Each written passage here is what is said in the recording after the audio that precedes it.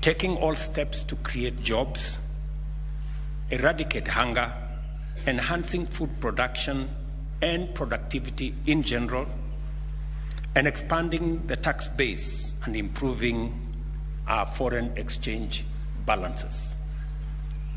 We also pledged to enhance governance, democracy, and the rule of law, protect rights and freedoms, uphold our national sovereignty, and achieve inclusive economic growth.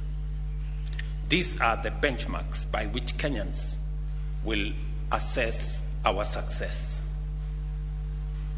As we sign the second generation ministerial performance contract for the year 2024-25, let us reflect on our commitments, the ones we made, and the weight of the responsibility that we have on our shoulders.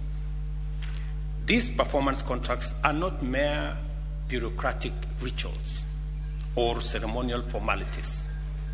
They represent firm and solemn commitments to implement the inclusive and transformative goals of our plan. I must emphasize, and I encourage you to internalize the strategic pillars of this agenda and their interconnectedness. These pillars demand greater efficiency in current programs and projects and a bold redefinition of our service delivery paradigm. Agriculture, for example, is critical to ensuring food security, empowering farmers, creating an ecosystem of micro, small, and medium enterprise, drive job creation, and also build on our economic growth.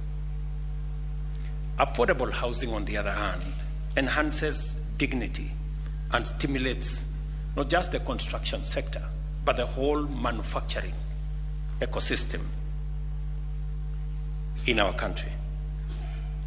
Universal health coverage fosters a healthy, productive population,